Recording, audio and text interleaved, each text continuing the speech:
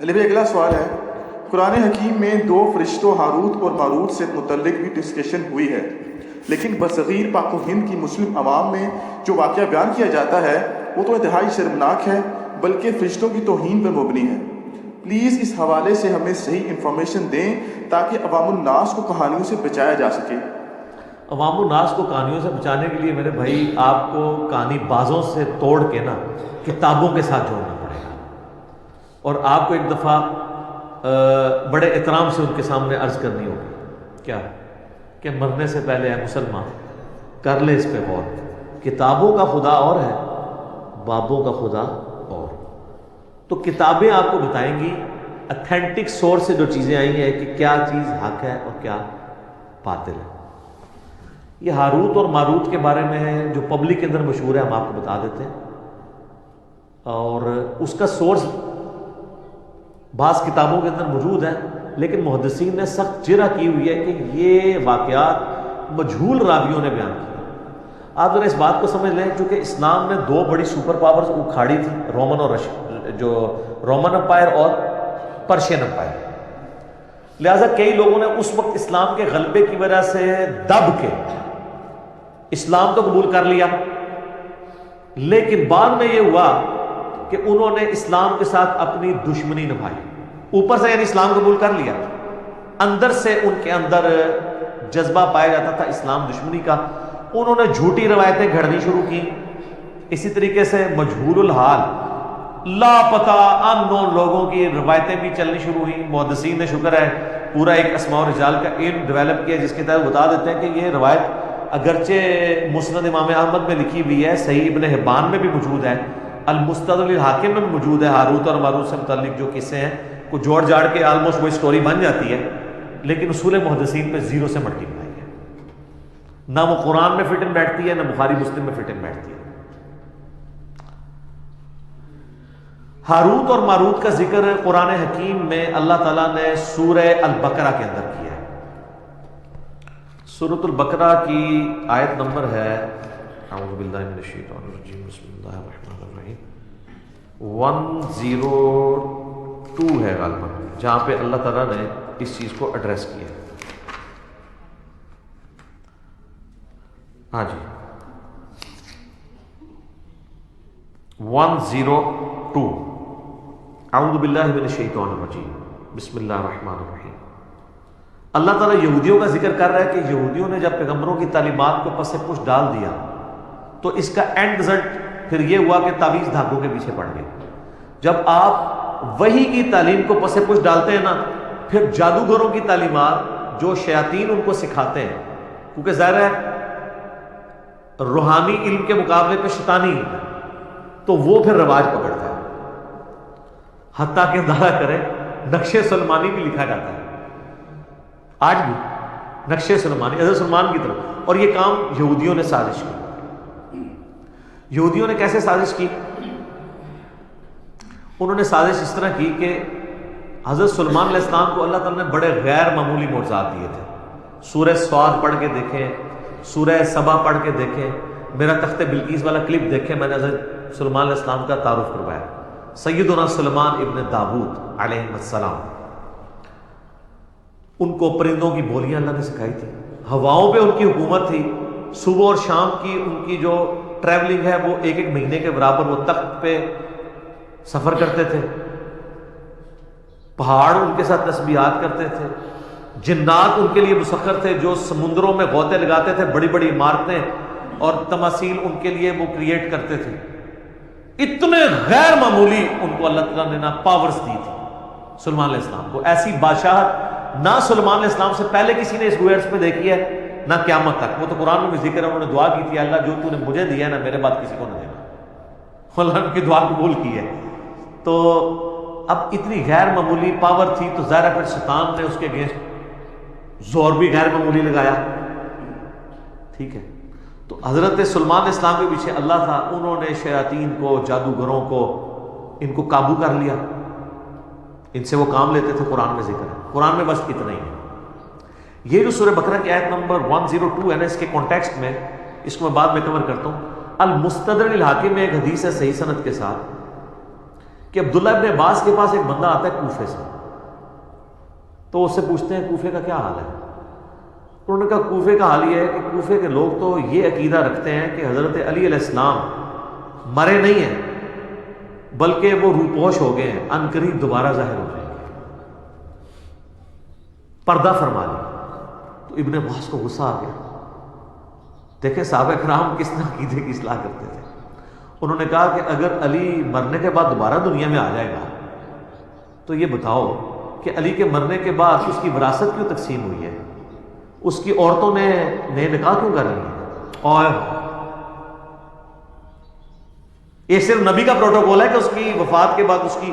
بیوی نکاح نہیں کر سکتی کیونکہ وہ امت کی ماں ہے، یہ نبی کا پروٹوکول ہے سورۃ الاحزاب میں، النبی اولیٰ بالمؤمنین من انفسہم وازواجہ امہاتہم۔ صحابہ میں تو کوئی فوت ہوتا تھا دوسرا صحابی اس کی بیوی سے شادی کر لیتا تھا، خود حضرت علی نے حضرت ابوبکر کی بیوی سے شادی کی ہے ان کی وفات کے بعد، اسماء بنت امیس سے، اسی لیے محمد بن ابی بکر جو حضرت ابوبکر کے بیٹے ہیں پرویز ساری مولا علی نے کی ہے، اسی لیے جنگ جمل میں حضرت علی کے ساتھ تھے اور ام عائشہ کو سمجھاتے تھے۔ سیدہ عائشہ کا قاتل کون، وہ آپ میرا کلپ دیکھ لیں، اس میں نے محمد بن ابی بکر کا تعارف بھی کروایا رضی اللہ تعالیٰ عنہ علیہ السلام۔ تو عبداللہ ابن عباس نے جب یہ اس کو پھکی دی نا، انہوں نے کہا کوفے کے لوگوں اگر علی نے مرنے کے بعد دوبارہ دنیا میں آ جانا ہے تو اس کی بیوہ بیویوں نے اور شادیاں کیوں کر لی ہیں اور اس کی وراثت کیوں تقسیم ہو گئی ہے؟ یہ انہوں نے پھکی دی کہ وہ فوت ہو چکے ہیں، کوئی دنیا میں واپس نہیں آ سکتا۔ حتیٰ کہ مسلم شریف کے مقدمے میں ہے جب کچھ تابعین کے دوران ایک بندے نے آ کے لچ تلا کہ جی جب عبداللہ ابن مسعود ہمارے پاس آئے تھے جنگ صفین کے موقع پہ تو انہوں نے ہم سے ایک حدیث بیان کی، تو وہ تابعین کہنے لگے عبداللہ ابن مسعود تو 33 ہجری میں فوت ہو گئے تھے اور جنگ صفین ہوئی ہے 37 ہجری میں، یہ اپنے مرنے کے 4 سال کے بعد عبداللہ ابن مسعود کیا قبر سے نکل کے آگے حدیث بیان کر گئے تھے؟ نا، پہلے نہیں سے لوگ قبروں میں نکل گئے، ہاں اس کے بعد بشکارلے بزرگ نکلنا شروع ہو گئے کہانیاں، اون بھی نہیں نکلتے اللہ فضل ایس پلیٹ فارم کی برکت ان بھی ڈر گئے اون نہیں نکلتے، یعنی کہانیوں میں نکلتے تھے، فزیکلی تو پہلے بھی نہیں کبھی نکلے، بیچ میں تھوڑا سا پیریڈ آیا تھا، اب دوبارہ نشست ثانیہ شروع ہو چکی ہے الحمدللہ۔ تو عبداللہ ابن عباس رضی اللہ تعالیٰ عنہ نے کہا کہ اس طرح تو نہیں ہو سکتا،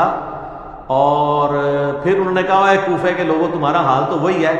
تم آئے ہو عراق سے، عراق کے لوگ ہی تھے نا، بابل شہر کے رہنے والے، بابل کا نام بھی آئے گا اس میں، بابل ہم اردو میں کہتے ہیں لفظ بابل ہے، اور بیبلونیا انگلش کے اندر دنیا کی سب سے قدیم ثقافت ہے۔ تو یہ تم لوگ ہی تھے نا، جو تمہارے لوگوں کا تو صاحب وہی ہے جو سلمان علیہ السلام نے جب جنات کو قابو کیا تو ابن عباس نے کہا، اور ان کی وہ ساری شیطانی کتابیں جو ہیں جو ان کو شیاطین کچھ خبریں دیتے تھے فرشتوں سے چوری کر کے تو اس میں جھوٹ ملا کے وہ پبلک کو بتاتے تھے، وہ ساری کتابیں قبضے میں لے کے نا سلمان علیہ السلام نے نا اپنے محل کے اندر دفنا دی اپنی کرسی کے نیچے۔ ان کا رعب تو آپ کو پتا تھا نا، قرآن میں آتا ہے کہ فوت ہونے کے کتنے عرصے بعد تک بھی جنوں کو نہیں پتا چلا، تو ان کی کرسی کے نزدیک کس نے لگنا تھا۔ بہرحال جب یہ معاملہ حضرت سلمان علیہ السلام فوت ہو گئے، بعد میں لوگوں نے ان کی کرسی کے نیچے سے انہوں نے کہا پتہ نہیں کرسی میں کوئی ایسی طاقت ہے، وہ جب کھدائی کی تو وہ کتابیں نکل آئیں، انہوں نے کہا اچھا یہ سلمان تو جادوگر تھا، یہ جادو کی خزانے ہمارے ہاتھ لگ گئے، یہ ان کتابوں کے ذریعے وہ سارے کام کرتا تھا۔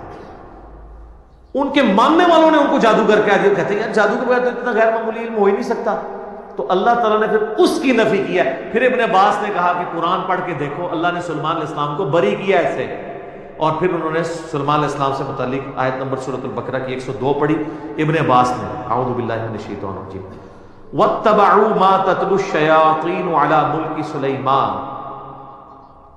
اور سلمان علیہ السلام کے دور حکومت کے اندر لوگوں نے پیروی شروع کر دی شیاطین کی اوپر جو چیزیں نازل ہوتی تھیں جادوگری۔ وما کفر سلیمان، سلیمان نے کبھی کفر نہیں کیا، ہائے ہائے، سلمان جادوگر نہیں تھا، وہ اللہ کا پیغمبر تھا۔ ولکن الشیاطین کفروا،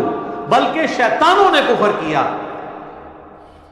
یعلمون الناس السحر، وہ لوگوں کو جادو سکھاتے تھے۔ وما انزل علی الملکین ببابل ہاروت و ماروت، اور جو ہم نے نازل کیا تھا بابل شہر میں، بیبلونیا میں، ہاروت اور ماروت دو فرشتوں کے اوپر۔ وہ بھی ایک علم تھا جو لوگوں کی آزمائش کے لیے تھا، ایک جادو کا علم، ایک وہ علم. کیونکہ اللہ تعالیٰ نے کہا کہ سلیمان علیہ السلام چلے گئے ہیں تو اب ذرا چیک تو کیا جائے نا کہ ان کے پکے مخلص ساتھی کون سے ہیں. کئی لوگ تو وہیں پہ ہی ختم ہو گئے نا، جب وہ کتابیں نکلی تو وہ سفلی علوم کے اندر پڑھ گئے. جو باقی بچے تھے اللہ نے کہا ان کو بھی میں ذرا آزماؤں گا. سر اللہ چیک تو کرتا ہے کہ نبی کے جانے کے بعد انہوں نے کوئی تعلیمات چھوڑ تو نہیں دی. تو اللہ تعالیٰ نے 2 فرشتے وہاں بھیج دیے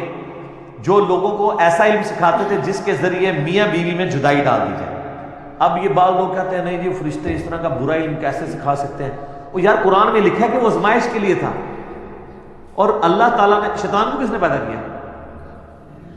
اللہ نے آزمائش کے لیے پیدا کیا نا. ٹھیک ہے نا. ہم کیا کہتے ہیں من شر ما خلق، اے اللہ میں ہر اس چیز کے شر سے تیری پناہ میں آتا ہوں جو پیدا تو نے کی. تو فرشتوں کو اللہ نے آزمائش کے لیے بھیجا ہے. انہوں نے کفر نہیں کیا تھا بلکہ آزمائش کے لیے انسانی شکل میں آئے. اللہ نے ان کو کہا، لیکن دیکھیں ساتھ وہ کلیئر کرتے تھے وما يعلمان من احد، وہ کبھی بھی کسی شخص کو وہ علم نہیں سکھاتے تھے حتی یقولا، جب تک کہ وہ دونوں اس کو یہ نہ کہہ دیں انما نحن فتنہ، دیکھو اللہ نے ہمیں تمہاری آزمائش کے لیے بھیجا ہے، فلا تکفر، کفر نہ کرنا، ہم سے یہ علم نہ سیکھو. یار اس سے بڑی اور ننگی بات ہو سکتی ہے کہ فرشتہ انسانی شکل میں آئے اور وہ آگے کہے کہ میں تمہیں ایسا علم سکھاتا ہوں جس کے ذریعے تم میاں بیوی میں جدائی کروا سکتے ہو اور کسی کی بیوی کو اپنے ساتھ لگا سکتے ہو اس سے طلاق دلوا کے، لیکن یہ کرو گے تم کفر، اور اللہ نے ہمیں تمہاری آزمائش بنایا ہے، یہ سیکھنا نہیں ہے ہم سے. پھر وہ کہتے ہیں سر تھوڑا جا سکھا دے، تو اس کا مطلب ہے تھڑک گیا. اور ایک طرف ہمارے نبی کے صاحب ہیں، نبی صاحب دنیا سے چلے گئے، کتنے قبائل مرتد ہو گئے ہیں. اور حضرت بکر کہہ رہے ہیں کہ اگر جنگل کے درندے بھی آگے مجھے کاٹ دیں تو جو اللہ کے نبی کے زمانے میں ایک رسی بھی دیتا تھا زکات میں نہیں دے گا، نہ میں قتال کروں گا، اکیلا مجھے کرنا پڑے. ہزاروں لوگ مرتد ہو گئے ہیں اور صحابہ کے کانفیڈنس نے اتنی کم مین پاور کے ساتھ رومن اور پرشین پائے اکھاڑ کے رکھ. اور ایک یہ سلیمان اسلام کے ساتھی ہیں کہ دنیا سے گئے ہیں تو کس کام میں پڑ گئے. اتنی واضح بات سننے کے بعد جب فرشتے ان کو کہہ رہے ہیں کہ دیکھو اللہ نے تمہیں آزمائش بنایا ہے، ہمیں تمہارے لیے آزمائش بنایا، ہم سے نہ سیکھو. فَيَتَعَلَّمُونَ مِنْهُمَا مَا يُفَرِّقُونَ بِهِ بَيْنَ الْمَرْءِ وَزَوْجِهِ، اور وہ ان کو سکھاتے تھے ایسا علم جس کے ذریعے میاں بیوی میں جدائی ڈلوا دیں. وَمَا هُمْ بِضَارِّينَ بِهِ مِنْ أَحَدٍ إِلَّا بِإِذْنِ اللَّهِ، اور وہ کسی کو نقصان نہیں پہنچا سکتا تھا وہ علم، ہاں مگر اللہ چاہے. یعنی جو اللہ کی پناہ میں آتا ہے، جو اذکار کرتا ہے، سارے جادوگر مل کے کچھ کر لیں. نبی علیہ السلام پہ بھی جادو ایک دفعہ ہوا ہے جب معوذتین نازل ہوئی ہیں، اس کے بعد کبھی کسی صحابی پہ جادو ہوا ہے؟ حضرت عمر نے پوری دنیا تل پٹ کر دی ہے، سارے جادوگر یروشلم میں بیٹھے تھے، کرتے نا حضرت عمر پہ جادو، بچا لیتے اپنی سلطنتیں؟ نہیں. جب اذکار آ گئے تو جادوؤں کے کام ہے. وَيَتَعَلَّمُونَ مَا يَضُرُّهُمْ وَلَا يَنْفَعُهُمْ، اور وہ ایسا علم سیکھتے تھے جو ان کو نقصان ہی پہنچاتا تھا، نفع کو نہیں دیتا تھا. وَلَقَدْ عَلِمُوا لَمَنِ اشْتَرَاهُ وَمَا لَهُ فِي الْآخِرَةِ مِنْ خَلَاقٍ، اور بے شک ان کو وہ خوب تھا، علم تھا اس بات کا کہ وہ اس چیز کے خریدار ہو رہے ہیں کہ اس کے بدلے آخرت میں ان کو کچھ نہیں ملنے والا. وَلَبِئْسَ مَا شَرَوْا بِهِ أَنفُسَهُمْ، کیا ہی برا سودا انہوں نے خریدا اپنی جانیں بیچ کے. لو کانوا یعلمون، کیا وہ جان، کاش وہ جان لیتے کہ انہوں نے اپنی آخرت برباد کر دی اس علم کے ذریعے. تو یہ تو سر صحیح مسلم میں بھی حدیث ہے نا کہ شیطان کا تخت پانیوں پہ ہے. این ممکن ہے برمودا ٹرائنگل پہ لگا ہو، شام کے وقت سارے اس کے کارندے اس کو کارگزاری سناتے ہیں، آج میں نے فلاں شخص سے فلاں گناہ کرایا، فلاں سے فلاں کرایا، فلاں سے فلاں کروایا.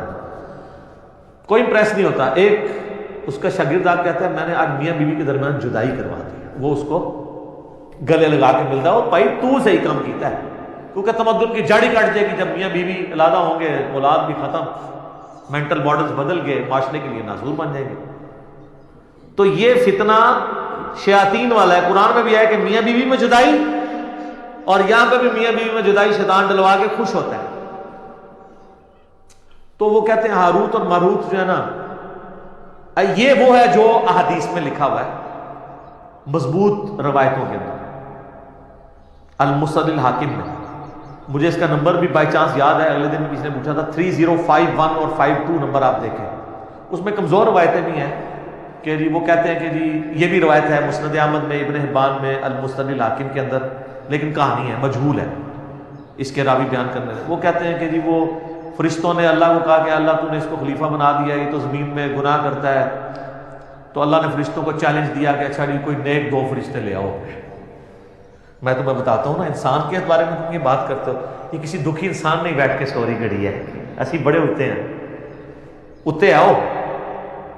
لقد خلقنا الانسان فی احسن تقویم۔ لیکن آگے بھی ہے، جب آپ برائی پہ اترتے ہیں ثم رددناہ اسفل سافلین۔ ہاں واقعی اگر آپ بن جائیں ابو بکر، عمر، عثمان و علی تو کوئی آپ کے مقابلے کا نہیں، تیرے ہوتے جنم لیا ہوتا، تو فرق تب پڑتا جب تیری تعلیمات پہ بھی عمل کرتا، ورنہ چاہے اس زمانے جمے چاہے آج جمے، فرق کو نہیں کرنا پینا، رفع دین پھر نہیں تو کرنا، جو مرضی ہو جائے، الا یہ کہ تو حق کو ایکسپٹ کر لے۔ تو ان روایتوں میں ملتا ہے کہ وہ فرشتوں نے 2 بندے اپنے سب سے لائق فرشتے چنے، ہاروت اور ماروت، کہانی ہے میرے سنا رہے ہیں، ان کو اللہ نے انسانی شکل میں بھیجا اور انسانی کمزوریاں بھی ساتھ لگا دی، یعنی شہوت بھی اور یہ، اور ایک عورت کو ان کے لیے فتنہ بنا دیا، زورا نام تھا، ٹھیک ہے، وہ کہتے ہیں 17 زورا بھی وہی عورت ہے، وہ آندھی ہے، میں تو دسنا کیویں آندھی ہے، وہ کہتے ہیں فرشتوں کو اس نے زورا بی بی نے آگے کہا، جو یعنی یہ ایک کہانی شریف کہ جی تم 3 آپشن ہیں، مجھ سے بدکاری کر لو، ان کا استغفر اللہ گناہ ہے، یہ بچہ قتل کر دو، انہوں نے کہا یہ تو بہت بڑا گناہ ہے، یہ شراب پی لو، تو کوشش کرتی رہی، الٹیمیٹلی انہوں نے کہا تینوں میں سے سب سے کم گناہ شراب پینا ہے، شراب پی لی، تو شراب پینے کی وجہ سے انہوں نے بدکاری بھی کر لی اور بچہ بھی قتل کر دیا، اور پھر اللہ نے کہا کہ اب میں تمہیں عذاب دوں گا، تو انہوں نے کہا یا اللہ ہمیں تو دنیا میں عذاب دے دے، آخرت کا عذاب تو بہت سخت ہے، تو وہ عراق میں کنواں، آج بھی لوگ زیارت کے لیے جاتے ہیں، کہتے ہیں اس کنویں میں الٹے لٹک رہے ہیں، اچھا وہ انسانی شکل میں آئے تھے نا، تو لٹکے ہوئے نظر آنے چاہیے نا، جدو دن لٹکے نہیں ہوتے پھر دوبارہ فرشتے بن گئے نا، کیوں؟ ایویں کہانی نظر تو کوئی نہیں آ رہا، جھوٹ ہے، وہ باقاعدہ اسلام کے تاریخی مقامات پہ لوگ جاتے ہیں، وہاں کہتے ہیں جی ٹنگے کتنے نے دکھاؤ نا ٹنگے ہوئے، تو کہتے ہیں انہوں نے، ایک سٹوری ہے، دوسری سٹوری ہے کہ وہ جو زورا بی بی تھی نا، جو ہے ہی کوئی نہیں تھی، انہوں نے فرشتوں سے کہا کہ اچھا تم تو آسمان تک جاتے ہو، تو مجھے کوئی نہ ایسا منتر سکھا دو جو میں پڑھوں تو آسمانوں تک پہنچ جاؤں، تو ٹھیک ہے میں پھر تمہارے ساتھ وہ برائی کرنے کے لیے آمادہ ہو جاؤں گی، تو ایک فرشتے نے انکار کر دیا، دوسرے نے کہا کہ ٹھیک ہے میں سکھا دیتا ہوں، اللہ بڑا غفور رحیم ہے، مجھے معاف کر ہی دے گا، یہ بھی لکھا ہوا ہے اس میں جو آپ بھی کر رہے ہیں، پوری سٹوری لگو نا، تو بھرا سی جڑے جعلی ہاروت ماروت نے، تو اس نے اس کو منتر سکھا دیا، جب منتر سکھایا تو وہ عورت اس منتر کے ساتھ اوپر چلی گئی، تو وہ اللہ تعالیٰ نے اس کو سزا کے طور پہ زورا 17 بنا دیا، زورا بنائی ہے انہوں نے، کہانی شریف ہے، اچھا، اور کہتے ہیں وہ جو فرشتہ تھا، دونوں فرشتوں کو اللہ تعالیٰ نے عذاب میں ڈال دیا، یہ سب کہانی ہے، اصل چیز یہ ہے جو اس کے اندر سبق لرن کرنے والا تھا، وہ یہ تھا کہ نورانی علم کو، وحی کی تعلیمات کو، روحانیت کو چھوڑ کے شیطانیت کے پیچھے نہ پڑو۔ وہ لوگ چلے میں سلمان اسلام کی اللہ نے قرآن میں صفائی بھی پیش کر دی، پھر بھی نقش سلمانی آج بھی چل گئے۔ اللہ تعالیٰ نے قرآن میں حضرت عیسیٰ علیہ السلام کی امام الموحدین ہونے کی گواہی دے دی، شرک سے بیزاری کی گواہی دے دی، پھر بھی آج ان کے نام کے اوپر 2.25 ارب لوگ شرک کر رہے ہیں۔ تو اللہ نے تو یہی کیا کہ آپ کو بتا دیا، اب آپ نے نہیں ماننا تو آپ نہ مانیں۔ تو یہ ہاروت اور ماروت کی یہ سٹوری ہے، لہٰذا یہ جہاں کے بھی آپ کو ملے، ایون حافظ ابن کثیر نے بھی یہ روایتیں نقل کی ہیں، کچھ کا تو انہوں نے رد کیا ہے، کچھ پہ خاموشی اختیار کر لی ہے، کچھ پہ وہ خود پھر مانتے ہیں کہ یار یہ روایتیں تو ایسی ہیں، پھر وہ کہتے ہیں نہیں ہے انٹرسٹنگ ہے، میں بیان بھی کر دیتا ہوں، وہ لوگ کہانی بھی سنتے ہیں نا۔ تفسیر ابن کثیر میں یاد رکھیے گا 20% سے زیادہ کہانی ہے اس کے اندر، ادھر بھی صرف جو حدیثیں ہیں نا اور صحیح سند سے وہی لینی ہے آپ کو۔